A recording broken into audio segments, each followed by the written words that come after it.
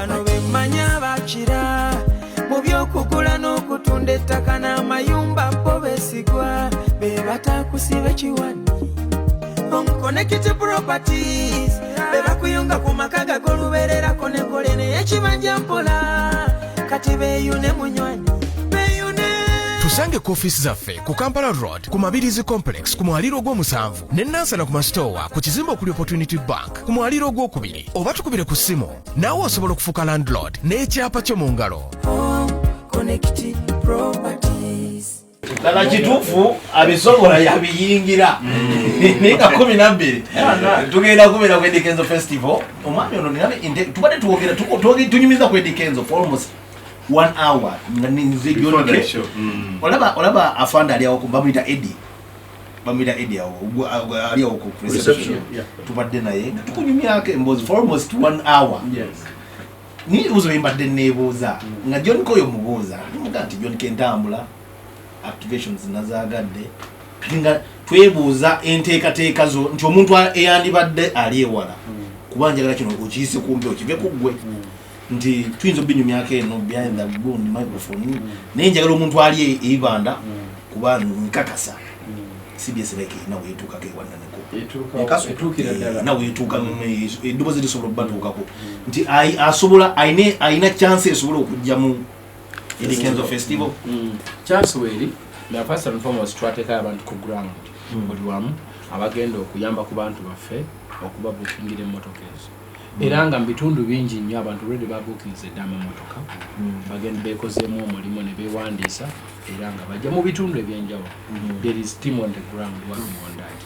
Ye then tulina n'enteeseganya endala mu bana abatali bawala nnyo tugenda kolagana ebbaasi zaffe zino mpya zibakozesa amasannyalaze zijja kuba zigenda nezinana ate nezibazaayo ku cost n'abo abanajja oluusi nga bazze kinoomu balinye zibbaasi abanalinya zigglobo biki tugenda teekawo embeera ate esobola okuba droppinga ate cheaper price.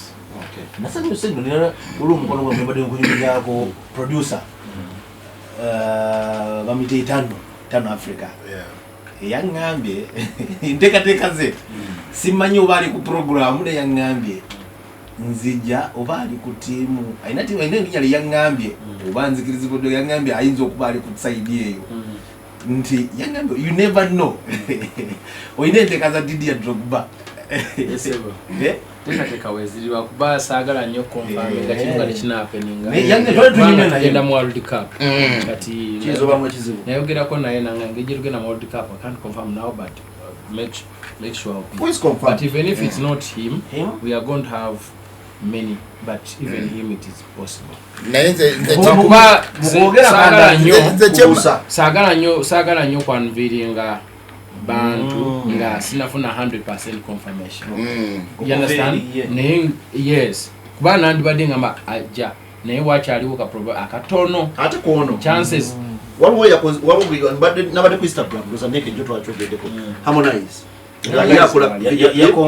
Harmonize ya confirminze wali mukwano gwange Bahati from Kenya ya confirminze wali no Sudan John Flog wa Action Energy ya confirminze then Bruce Melody enchagena sindika video ye then Mampi from Zambia ya sindise naye tugenda mu video ngencha so tukyateka plan. This is how big the event is. Ekyo njagala okutegeera ekigambo festival obafu tukitegeera bulala tukitaputa bulala njagala otubire mu kifaananyi kitegeeza ekya festival. Kigambo festival kye kino nze nabikopa nange West Africa gye ntambulira eyo muziraba zi Tomorrowland zaani kati mumuli exposed mu bimanye. It is an event where people be happy 100%. Olina tambulanga akutte flag representing a Java. Olia ya jemwe sati alume chikaje no super amuyikira ateri amugamba. Tuba freestyle. Happiness freestyle. Freestyle. Akuto muchoma akuto ano kumukwano gubwati batambula badeno baderi. So that is the festival. It is something that for fun. You meet, no meeting one of where excuse me, can I talk to you, you know? Even then nga bwendi musician wabeere festival tero ya chapati nti eno yakiri ene besinze ku kino eyange besinze on music because I'm a musician ani nange festivals bampita ku West Africa ziba za music je nakopa idea nti ngenda kuleeta abayimbi okuviira ddala kubayimba kadongo kamu onavaako onaddako program tujja gifulumya otegera omuyimbi wajja ssaawa mmeka okkirizibwa otambulamu n'otayiminga nti omuyimbi wange agenda kuyimba ku ssaawa esinira kikazitya bweziti neokomawo kwegamba okuwa abantu ekintu ekitabadde okuba nange mbikopeyo nengayirwa kino tukirina ekijja oba okitegera so nsonyiwamu awo kuba mbadde ngenda kubuuza Kenzo omuntu ayinza obeera neyebuuza lwaki festival kuba kati kankubulire brother gwolowooza olwaliro okufuna Spice Diana ne Shiba kyokka ate n'okwata Cindy n'okwata n'oleeta David Lutalo n'okwata Bebe Kulu n'okwata Eddie Kenzo kenyini nange ndi wano kakati tugaseko ne international kugambe tulina owe Kenya tugenda kufuna owe Burundi tugenda kufuna owe Zambia tugenda kufuna owe Tanzania tugenda kufuna owe Rwanda. How much money can you pay? Who can do this kind of an event? You cannot. Nebubango ina budget yenkanetya. But it can only be done by a musician like me. Kubanga bana bantu bendi mukuletera. They didn't charge me at all. Kwano jo. Mfuna bulungi mikwano gyange kuba nange bajja kuneetaaga nene bwobeera ng'olina budget ne bwoba government bayinza okukulema kituufu kiba kya bbeeyi kya bbeeyi it is too expensive. nze kyemmanyi ku Kenzo kiri ekintu kimu nti aleeta ebintu ebipya ate abeera ne surprises ez'enjawulo era nze kyensuubira mu festival nina byensuubiraawo nangamba I mean I'm going to be in Uganda for the first time Tano Africa nige Nigeria mabegao nakolera bingi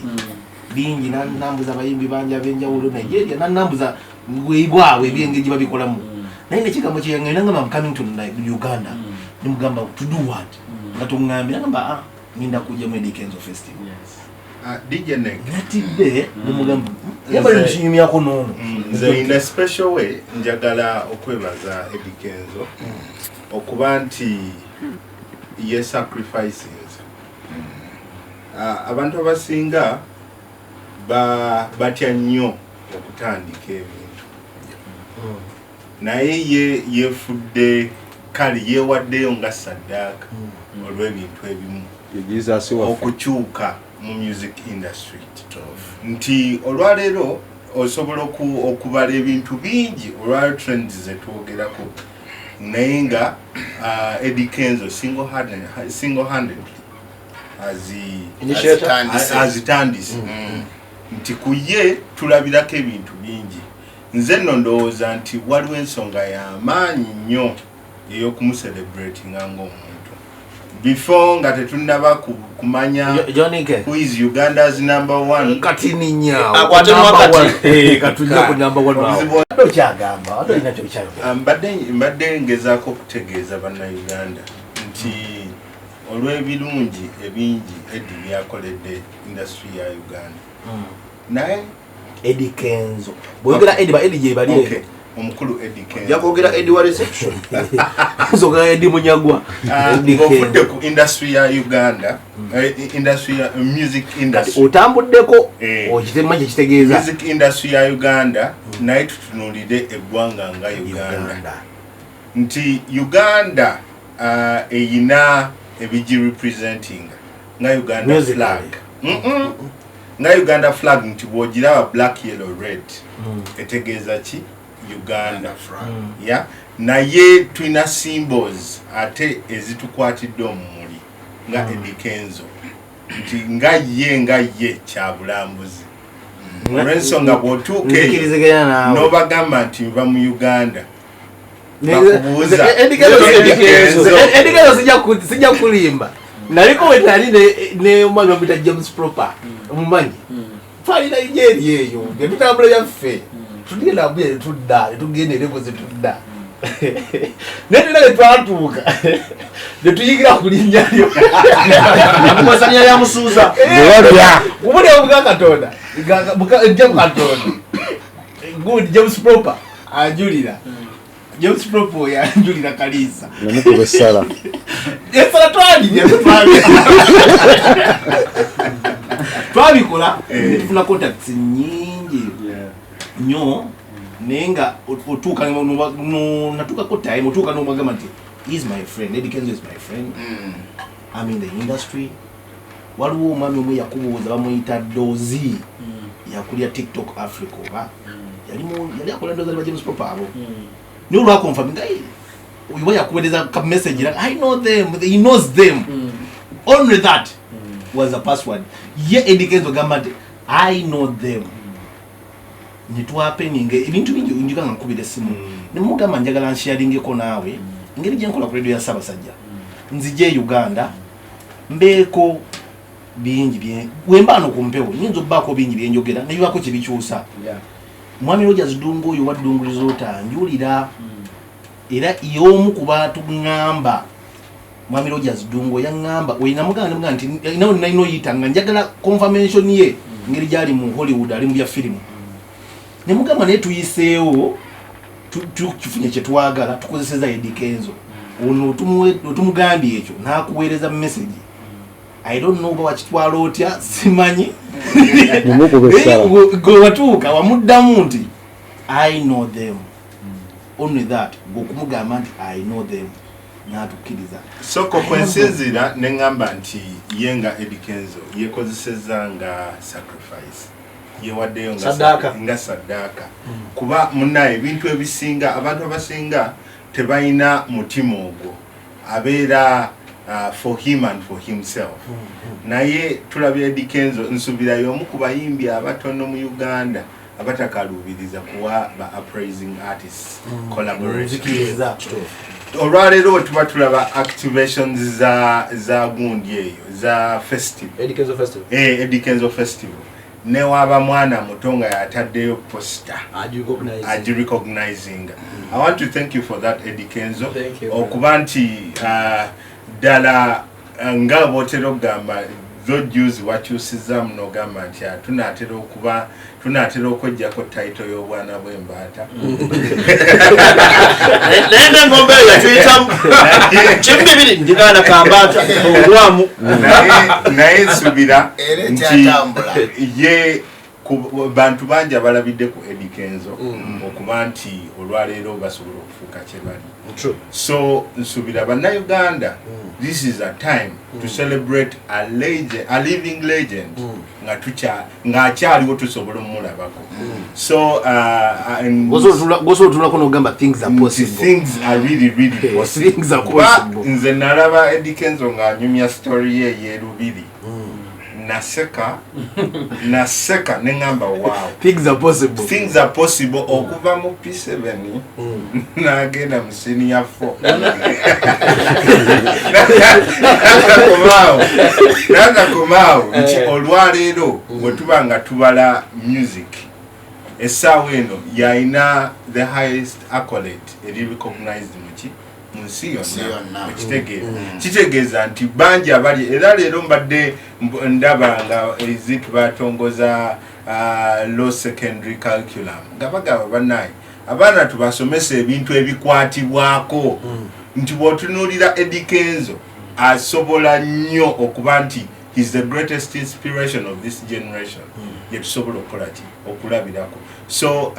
Eddie Kenzo Festival, it is one celebration gyensuubira nti bannayuganda bangi gye balina okwettanira olw'ensonga nti bingi bya contributinga ku ggwanga. Gwe kikyosuubira mu festival? Nze nno nsuubira ng'era mukulu Eddie Kenzo wagambye nti okusanyuka okuli unlimited. Obadde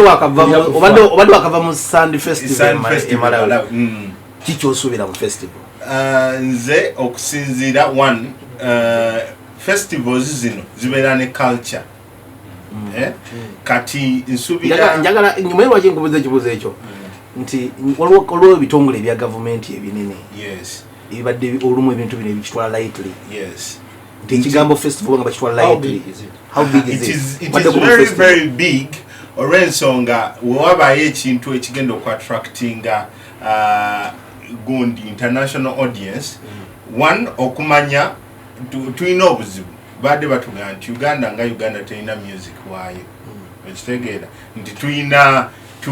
tugatta ebintu bingi, but here is a chance okuba Eddie Kenzo atugambye agenda kuleeta from the Kadongo Kam Stars abakulu ba Lord Bitem Bonna babakumirawo. Agenda kukulumukirawo Eddie Kenzo festival. Era break through Lord Bitem. Bana akantu akakugamba nti Uganda terina music waayo nze sikkiriziganya nakyo. Uganda erina music waayo lwakuba buli mulembe n'ebyago and kkiriza yagalagaana teri mu nsi yonna ne bwebeera America teri nsi etabeera inspired by a certain style or music nekopayo ka idea. Nze kenyini kamwa kwogera mumanyi Jiden of Classic Man. Oluyimba lwange olwa Sityalos yalusampolinga nga akola a little bit ne kwa album kwendi recognized because he used my samples. And it was a big song. You understand? Nga yawulira oluyimba n'alwegomba n'agamba would like to use that sample. He looked for me. Oboisegera ne muyambako era ne mukola ki I'm part of the production. Kakati kitegeeza ki bw'obanga mu America atunze oluyimba ne tunda million copies bw'abanga asobola okujja Uganda n'akopayo ka idea omwana omuna Uganda batabako ka bed Jamaica. What is the problem? Si kibi. Si kibi. Naye wanonga si kibi. It's not bad. Never criticism music bononya endongo. Omwana akola akantu kamu abaana bako. No. It is It's part of art also. It's art. Ambadde ngamba. olaba John K wakingamba Yes. nali Nigeria natambula nyumba producer. Kikyali kisinzo okuntwala. Tinaye ekigambo sango okyogedde. Nekigambo copyright. Listen, nekigambo copyright kiva mu statement ey'oluzungu nti when you're copying make sure you copyright. You copyright.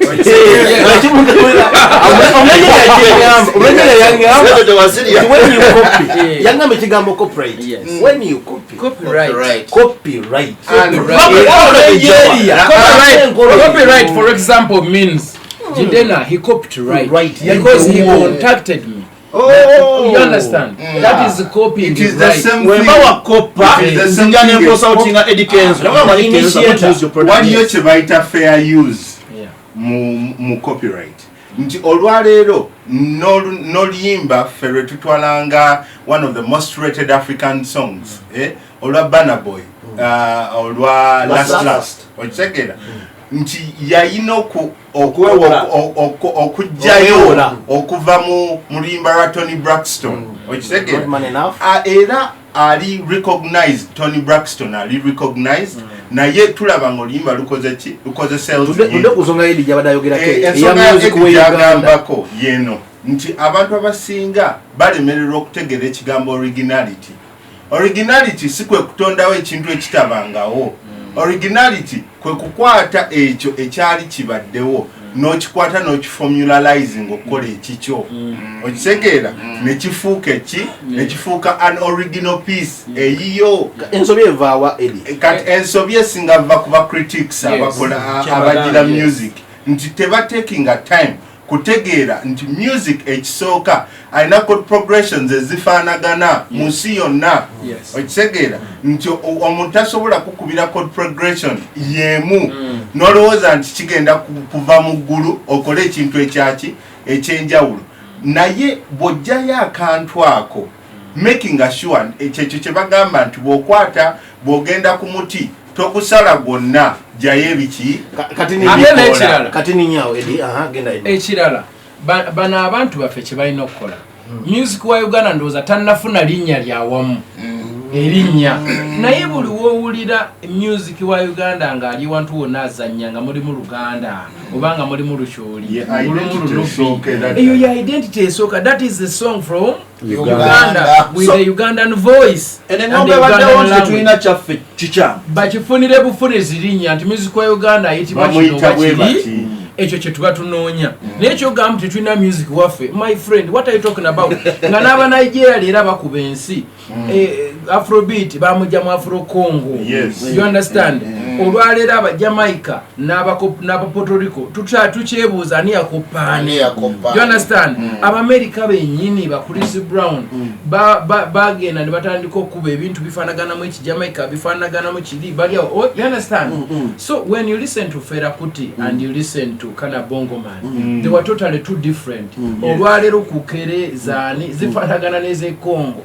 you understand we just need to know these things right tunonye bunoonya linnya lituyita music waffe netusobola kuŋŋamba oluyimba lulimu lulimi Luganda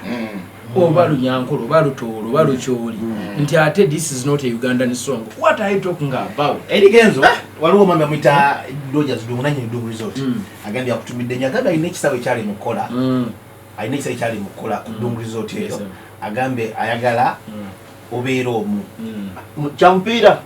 ndozagira kola ekyomupiira ekya beach soccer beach soccer nekino ekyomupiira era munange agambe ayagala omubeereremu omubeereremu ng'akigulawo nagamba kutumidde nnyo nagamba ajja kwetaaga contact ndoza ajja mu contactinga omuntu ayinza obeerero naga wale DJ Nick Johnny K Rod Beat Mwedi Kenzo mwefuze show naffe tunaagala okwogerako ne Kenzo tugenda kuwa omwaganya nga naffe atuliriza Beat Mwedi ayina ensonga njagala okubuuza nyina ensonga gye njagala okubuuza Steve Whip kubanga mu butuufu owakuma nze Kenzo nyine bintu nga bibiri bye mumanyi komanyi Kenzo nze ndi wadda ndi jjajja ndi legend ba naye mu okipika jo jjajja okujja show ya Kenzo okigamba kituufu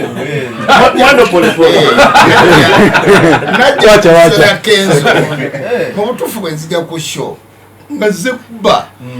saako nali sigenda kuba Kenzo nga yadda ku stage nansanga nyimiridde nga nyize ninga nswera kali nabuuza sewana mbuuza Bitemu nga tayimbye Bitemu tomumanyi so naga ate kati obadde ojja papa obadde ojja n'abaga no mumuwe ennyimba bbiri asooka ayimbe nzije ku stage kati ogwo omutima ono gayi gwayina mu butuufu ogwo gwandaga era mu respectinga banze nsinga okwogera amazima olw'ensonga siina akugwaga mungu oli mu zoni wakola mikiwani Kenzo gagwangamu abo nkuba naye omusajja nze nkubulira amazima wane Uganda mikiwani takyakwagala kati gamba bwe nti wane Uganda mu bantu abagaliza banna Uganda music we Uganda Kenzo ali namba ki namba moja ayagaliza music we Uganda okula n'okubaako n'ebintu ebyali era nze mwekyo nga sijja kwogera nti nsudia nnyo kwogera bingi bajja kugamba abantu bajje mu festival nzere waffe Kagoma Kenzo kino nkikugamba gwogamba nti abantu bawa bawandiika tugenda kufuna taxi zaffe abantu bagenda kukwata ebitooke tuyingire festival mu style nze nyina gwagifuga eyo nyina bombolodi yonna tugenda kukwata ebintu era nze bagambira nti namwe buli abantu abali ku bombolodi bembadde nga nkunga ogenda mu festival buno bwebudde emmotoka ze bagamba nti weziri ezigenda okuleeta abantu zireeta abo abasobodde zikontaktinga bano abajja kintu kinoomu bayingirewo abajjira mu bigere muyingirewo abalina akadodi mujje mukakube muyingire festival kubanga ono Eddie Kenzo nze mumanyiko kimu bipya muyinza okutuukawo ng'aleese ennyonyi egenda kutugwa musa wanaye Mungu ono gaya akola ebintu eby'amaanyi era mu butuufu agezezzaako okutunda eggwanga lyaffe Uganda ate ye muntu alituuze era ye muntu arespectinga ba artist ba wano bonna buli muntu amuwe ekitiibwa okongeza mondeke maliriza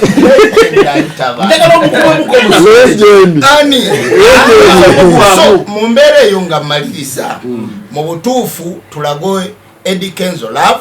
ekisooka ate kati kino ekivulu si kya Eddie Kenzo ekivulu kya Uganda yonna omuntu yenna gy'oli ng'oli muna Uganda ng'oli na bweru wa Uganda mujje tutegere festival kyeki mujje tuwagire mujje tusasule mujje tukole ebintu ebyamagero olabe road bite mu nganzi ja sirimu sat ninga festival Usala.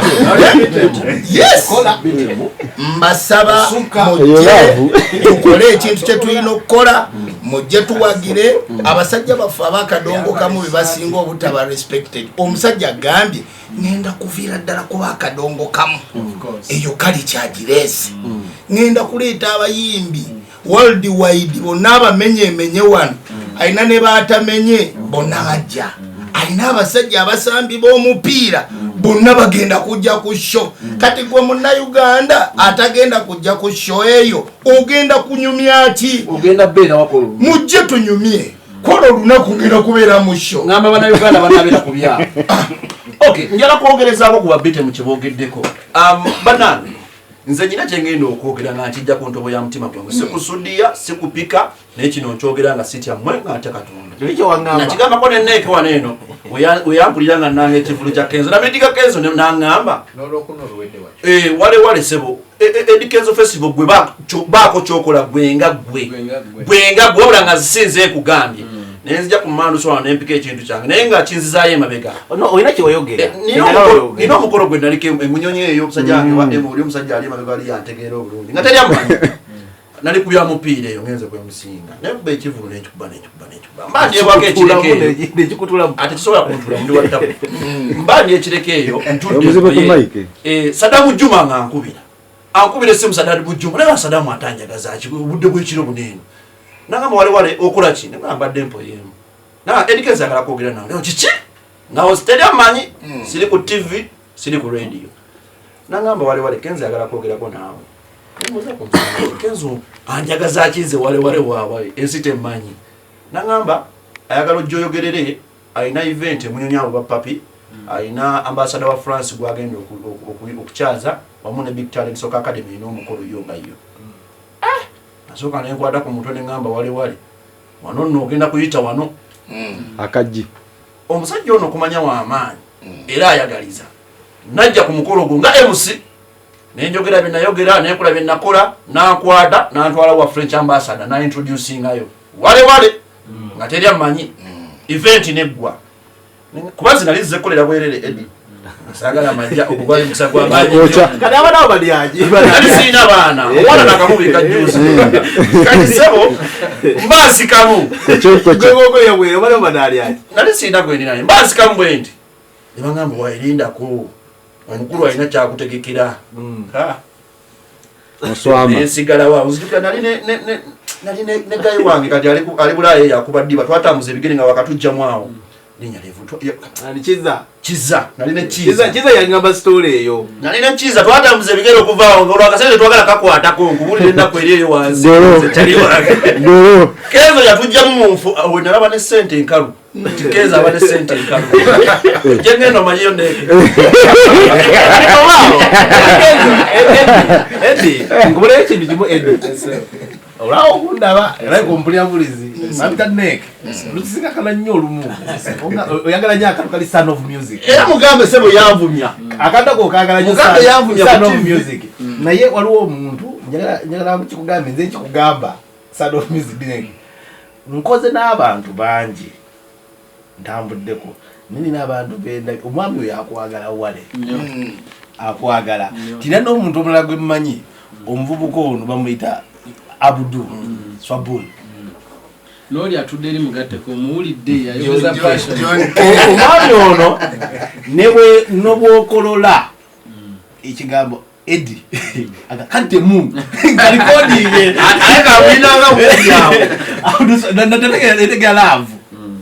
nti olunga otambula nti biki naye abantu omuntu olaba omuntu nti omuntu ayagala omuntu n'obeera kuba tuzanya ennyimba nyingi nozanya olimba lumu najja nagamba ekivulu yingirira awo abeera bulunagala yingirira awo okone ku kivulu tokubalula layingirira omwe nolebera nga akijja ku mutima ngamba it is another nanga tu supporting eggwanga lyaffe nijo nika akingambye wali nanga bina tubikole nitwagale nnyo eggwanga lyaffe tuli ba Luganda buli ekintu ekyo ekyeggwanga kinuma lwa nsonga ogenda n'olaba nga ensi eno gyeraga Uganda wala naye nga omusingi tutegese mubi olwabo ndowooza oba bannakigwanyizi oba banyonyoosi niba okitegeera ne batayawula wakati wa Uganda n'ebyobufuzi ne balowooza nti oba gavumenti efuga ebyobufuzi ye Uganda yaffe negenda okutulerera abaana n'abazzukulu yanjawulo nnyo ku bantu abo so senga tuba tujagadde era nitujagaza abaana tobusibu bayinza obutakola buvuyo buno bano bwe bakoze oba okitegeera nenumwa nnyo ng'olaba oli alwanyisa munne olw'obuntu obutono n'olaba nga eggwanga tulyerabidde ne tukulembeza ebyokulya oba okitegeera ani alidde ki kale n'olaba nga tuli mu kwerumako omukuta tutema muti kwe tutudde naye bw'oyogera ku kyeggwanga mukwano gwange omuba onkutteko nti angambye John kangambye nangamba ne tolwawo ogenda mbivulu nkuba naye alwawo ogenda mbivulu nangamba naye nkusaba tweyagale nangaja ntugende mga ngenda kugenda Eddie oyo waliwo Eddie ono okulisa twengwe mbagambe tubaddewo basatu nangamba tugende nga Eddie ntimanyi oba okola naye jangu tugende yandugende muganze ndwawo ogenda mbivulu kizibu nnyo okundaba erigenza okuba ebivulu byo ndwawo labika olumugenda nekenzo alwawo labika nze mulaba banze kuvuga ko mbadde ndudde namako luli twali ewa kuseimu atuguluba studio kwembyemu edda oli otusedda era tusemu ne bandi bane edike mbali nsonyo okubuza bandi ya fe tugenda okozesa je tugenda okozesa se bandi weri bakuba munange kati nga bomanyi nze ebigambo ebiseera ebisinga byenzigwako nembeera nga ekyokwogera kimbula but trust me I will not disappoint you production abana buli maibanga limaza salama ndi badansa trust me I'm here for a reason katonda yandeta mu industry nga yamanyi omulimu gwe nyina okugikolera I've worked so hard on making sure nti badansa shining netekamu amaanyi mangi and right now badansa bebamu ku bantu abakyasinza okutunda eggwanga lyaffe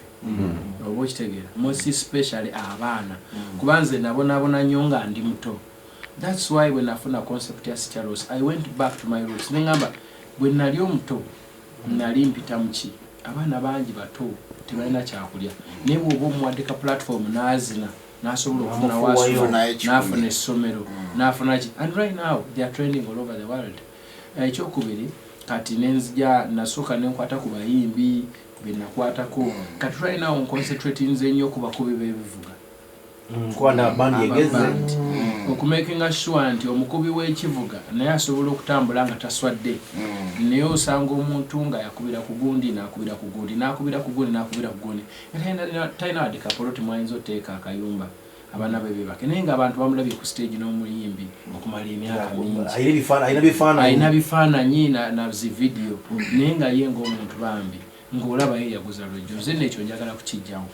oba okitegeera sobola okuguruminga omulimu ogwo abakubi b'ebivuga abagenda okubanga they can at least do something but that comes out of you have to first do something extra eneeyisa you price yourself branding you brand yourself in a proper way so that people can respect you understand and they pay for the service nga tuve mbana abakubi wana ali ku stage atakubira baka stage akawala jikamuli wana chupa eri maguru ebyo tubijjawo yagala mbijjawo ndete modernity abana abato abakuba music yenyine gwezula nogaya and it will really happen on the festival and people will witness young people that are doing a great job and these young people who are doing this great job they are the ones I move with to the festivals there where Jendaga and they pick up some small money one day one time ojja kusanga omwana nga ina amakama lungi nenga agajje mu gita you know so ekyabandi don't worry kezo nene kino kya nakigenda bakole wale yesterday ade ntambuza channel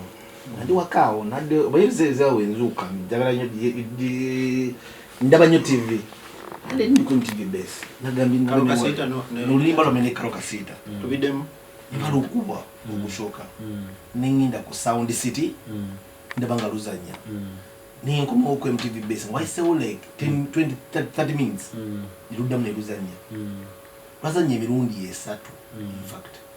nija neŋŋamba wale nga ne wale nekintu ekyansanyusizza neŋŋamba Eddie Kenzo oba kala akimanyi kubanga nze kyemmanyi nga nimwe oba kala akimanyi kyewamukoledde era nga niwale nimwe oba Eddie Kenzo yakikoze ati oba yataddemu akasimu oba nekiyamukoledde akimanyi nti oluyimba ozannya MTV after 30 minutes after 20 minutes noddamu neruzannya nerukomaho kiyinza luba mu shuffle. ate it's rare. It is rare. Namagamba, let's appreciate sometimes. Do you feel unappreciated we badenja okubuza name we kutunulira bweti nenge ndio babera mu tubale twogera ku gwanga Uganda. You felt like it's really paining mulaba lw'ekintu ekigenda nga ate mugati kuli yawo musobolo kwawo gwe buyamba. Yeah, nze ng'omuntu I have a lot of pain when it comes to the country. Engeri nze abantu bansiimi nze abantu I have a belief tizo mu kubayimbi abakyasinza okubeera criticized in the country but that comes because of the competition. Our people don't know how to compete. Abantu baffe tebamanyi competinga nti ekyo tukyali ku level eyiga kiyige. Abantu baffe kubanga nze nzijukira nga tuli mu ssomero nga batugenda tiimu ejja nga mbutufe noonya obubonero bumeka ate nga nabo bataddemu amaanyi mangi okujja okubufuna kati bwe bajja okubasamba oluusi ne babufuna naye bwe babufuna geti tebagifuna ngomyeka ekikondo kiseka. So ebyo ebintu nze mbirabako olwaliro ndupala bagibaninga obutaddamu kusambira wayo emipiira obemeka because wogigoba tekiggwa naye nga tuba wagenze kugigoba kakati ebyo bya mu masaza mubirabye nti omuntu kasita omugoba muwangula kati we don't know how to compete. Kakati ekyo nakyo ne kibanga kizibu naye kisinga okunnuma nti bino byonna byandibeddewo twandiremeddwa okumanya okukompitinga ne twandiremereddwa bino nabiri naye netwagala eggwanga lino netwagala eggwanga lino. Nze muganda wange ondaba ku mukono kuno nyambadde bino ebintu sambadde bwambazi naye nkijja ne ku Uganda nga Uganda nekitwala ku East Africa. Nyina Uganda wano, nyina Tanzania, nyina ne Kenya, nyina Somalia, nyina Rwanda, nyina Burundi, nyina ne South Sudan ku mukono as East Africa. Because wherever I will ever go, I will represent East Africa. You know, Muntunga yakangamba, where are you coming from? I'm coming from East Africa, Uganda. Have you ever heard of Uganda? It is in the East Africa. It is in the East of Africa. East of Africa. Yeah. Have you ever been to East Africa? So get a West. Yes, I'm from Africa, but East Africa. Have you ever been to East Africa? Any of the countries? Because in Simova. Ensi mwova nkulu nnyo nze nde nayimba kadonka kamwe nanga kati utandikutya tukuyimba ebintu by'ekikadde ne mugamba si bya kikadde ne mugamba nze nakula mama wange agula tape ku tape music ono gwe twakula tuwuliriza music ono alina obubaka bwatuusa mu bantu ate culture eyewantu wenazaalibwa wengenda okuziikibwa kyenkakatako okupromotinga ekitundu kyange kitundu kyo obwa district yo obwa ki mpaka ku ggwanga mpaka ku continent mpaka ku regions bwabiki but obwagazi nomanya nti abantu bange n'ebintu kyenjogerako kitegeeza oyo oyagala muntu naye buli we tunafuya because of bad competition it is killing the generations and generations and generations. So ulumi nyina bungi nyaawo nasonyiwa. Kenzo, how best do you want to be remembered? Honestly speaking, I want people at least to do a little bit of what I have done. You understand? Chibinyo okwefuira omulere. But I wish one of the people bempangala now one time they would give a testimony on how I've tried my level best obuteraga obutanyooma abantu obutazza abantu wansi olw'okuba mbu nze nasobola okucrossing international ne feeling ebisaawe n'empangula award sinwanye nnyo oluusi lulinga naakabifuna nali muto nga ndimu excited olumu nga mbragingamu kati nebwe ngenzize machiwalinga neŋŋamba no I have to use this platform to inspire so that people can even do better than me you understand nti omuntu bw'omulaga nti kisoboka si kizibu ajja kikola akuyite nako bw'akuyitako naye aliko omulala alijja muchallenge nga amuyite nako ekyo kidde eri ku ggwanga so nze njagala abantu abaagala I want to be remembered like give a hand give support whenever you can try to lift another gezaako spreading a wing you understand so that's Kenzo namulabako nga yamubwana okusamba omupiira Kenzo namulabako nga akwata ku bwana budansa Kenzo teyavuma nnyo bantu Kenzo yabeeranga naffe mu ghetto yakomanga bw'ati ne I want to be remembered like that setaaga bingi nnyo mu bankolemu bino beebake ku ttaka no nsonyi okubuuza kajojijodi w'ebibuuzo naye nfunye omukisa munzikirize basebo ne banyabo ng'okozese Kenzo ebigenda maaso mu industry yaffe birabika era bingi tugenda genda ku maaso mu maaso awo gwe ebigenda mu maaso mu industry nga nsinzira ku kibiina ekitwala abayimbi mu Uganda ekya Uma omukulu wuuyo Mbogo Uma ne byekikola okkiriziganya nabyo sikkiriziganya na Uma lwa nsonga nti Uma eyo erina engeri gyetambuzaamu ebintu byayo mu ngeri gye sitegeera mpulira balonda ate tebagira bati mpulira byaba bino ate olaba okulwanagana kungi but wandibaddewo ka special recognition ne bagamba nti Uma efunyeyo olunaku ewandikidde Kenzo ebbaluwa ewandikidde Misaki wandikidde Chameleone wandikidde Bobi Wine wandikidde Bebe Cool wandikidde Sebatta wandikidde abo kubanga mukama bwabwe yakola engalo zino ne mu industry bwe kiri mulimu abantu abeetaaga mu ka special recognition invite them in a special meeting batukiri mu butongolo invite them in a special way to have special discussions bwe kiba legit n'ebino ebintu buli webi diteno n'ebifuuka ebitono kintu ekyandibadde ekinene ne kikogga olw'okuba nti abantu baagala kuyisawo kino nakiri I don't like that still ne bandituyise ffe era twandibadde ng'omukulu ono ye chief whip tewali buzibu kubanga sigamba mbu Misa kyajja kujja geba kino oba lutayagambe bampe kiri ba Hildamani bampe kino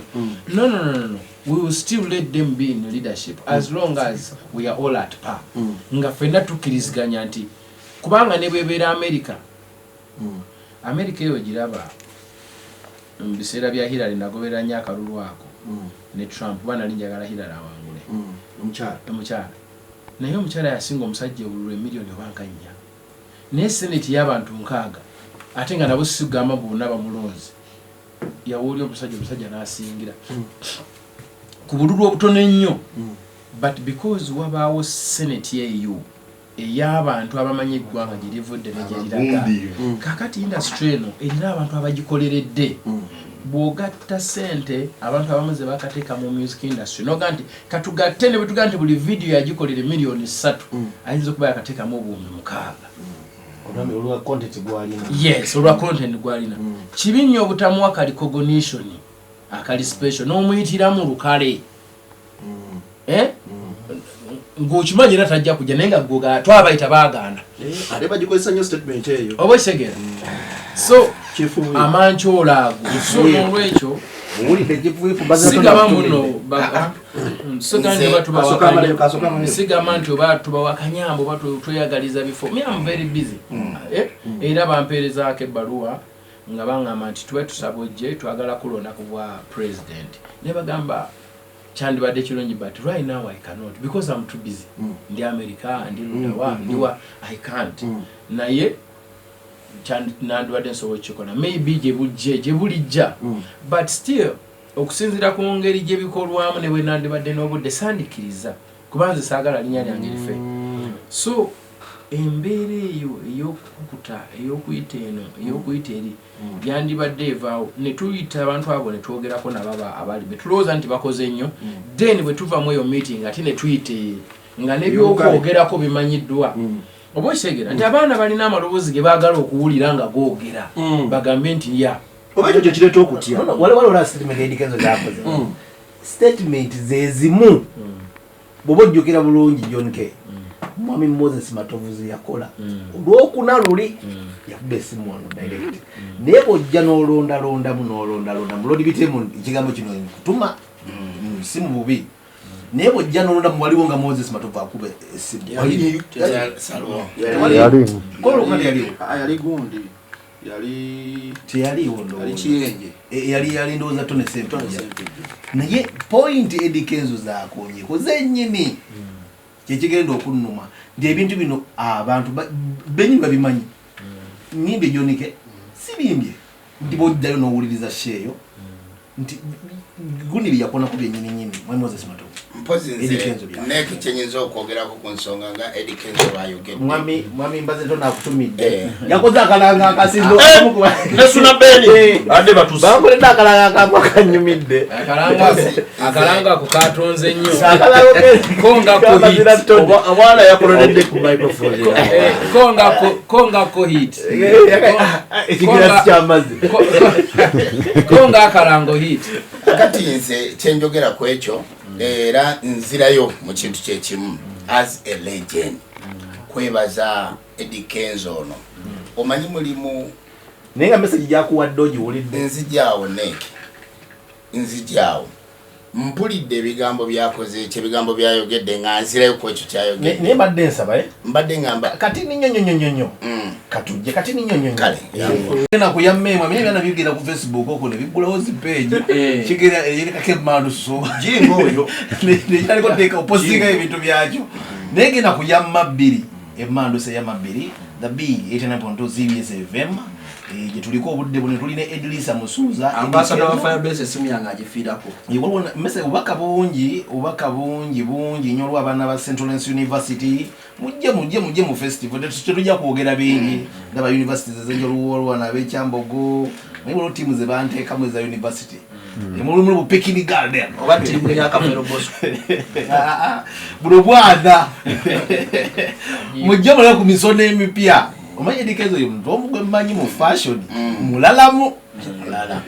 mulalamu yenga totonnagiraba naye nebitemu bitemu naye yakubye eyabirenzo bitemu likyaliwa bitemu liyo kyaliwa nakwa bitemu liyani bajanejuna ndi akasajja katambula butambuzi tekabuuzi nakavanako akasajja kali kavaako wafula omwakazirako nakalimu mulimu ebintu byolina okukkiriza ffe wetuli naye ate mulimu ekintu kyolina okukkiriza nti bw'oba wakkiriza n'ogamba ng'olina omutima oguli pure ng'ogwa Lord Bitemu era ng'ogwa Edikenzo nti omuntu w'omulaba ng'alina ekintu kyakusingako kikkirize nti mu butuufu omuntu ono alina ekikoyi kimu era oyagalize Kenza bbi nange nkubbi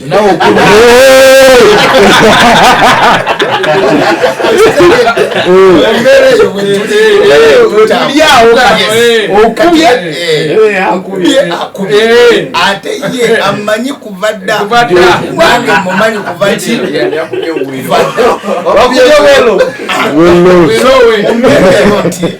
okuba nti nze nkyaliwo okubanga bwendi saawa eno kintu kikulu nnyo era kwe branding okuba nga nkyasobola okubeera wano n'enjogera kati ekintu Edikenzo kyakonyeeko nze muwadde respect olw'ensonga abantu abamu tebamanyi kunnyonnyola ate kikoze bulungi nti ate n'omusajja gwannyonnyodde nze ekyandeeta mwekyo ekintu kutereeza nti abasajja abali mu myaka ejanga abakuze bwe bayingira mu kintu ekyo ne bafiiringa nti Lord Bitemu yali awo nti ye bwe tunaamugamba kino anaawuliriza banaatereeza nti ye oba twagala kukola ki twagala kutereeza ffenna nga tutambulira ki nga tutambulira wamu era ekyo nkiwulidde nze ngenda kukizzaayo tusobole okukola ki tusobola okutereeza oba omusajja ekintu kyayogedde nange era kibadde kinnuma nti naye lwaki tulina amaloboozi kuba engalo zino tezenkanankana amaloboozi ago bwe ganajja nago ne googera tujja kubanga ekintu kyaffe tukikolaki abantu batujjako ebyaffe abantu emigaati gyaffe bagiridde lwa nsonga lwa buteegatta naye ng'olaba ekintu mutuufu omuntu alina okubeera recognized nti bwe tuba tuwandiikidde abantu baffe tekina kyekigenda kukujjako kuwandiika baluwa owandiikidde Kenzo owandiikidde Bobi Wine owandiikidde Bebe owandiikidde ani ba artist ab'enjawulo era basigala b'amaanyi ne bwona akikweka emirundi 10 so nga mmaliriza nti nze mpita abantu nga mazeeyo egundi abaana bawuma bonna oba oliwa fenna tugenda kuggwera mu festival era ne tebo ya uma jakubaawo amina nze omu ku ba admin mu gurupu za uma zonna tulina clusters 15 era olwaleero kyeŋŋenda okukeererako olwaleero ekyo Kenzo ŋŋenda nakikulaga ŋŋenda kuddira posita yo ngiteekeko ku mutwe paka n'enkugundi yange ya uma zonna clusters 15 mu abantu 5 3 2 tusobole okuba nti tuwagira kino kubanga kyekyaffe wagamba nga kifuipo aleeta olugezigezi okulotya mba abantu bonna mbeeta saagala kantu konna kaleeta nsasadde mbagala mu festival kubanga amazima olaba abantu abamu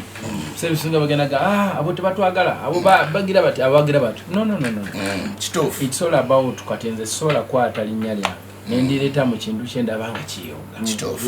naye bwe ndaba ekintu nga nsobola okuvaayo nempa nonteekamu kamera eno omanyi fe turespectinga nnyo empewo eno kwe tuli nti ekigambo kyenjogererako bajja kukimbuuza ewaffe Masaka banene Kenzo bayogera buuti kakati saagala mbeere mu kintu bange ndi ebyawo mu bimanyi timbimanyi nnyo kitambula enkya bagenda okulanga abantu bekasukira amacuku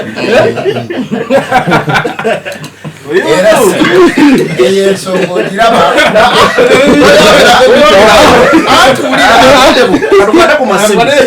tukwate amasimu 88.8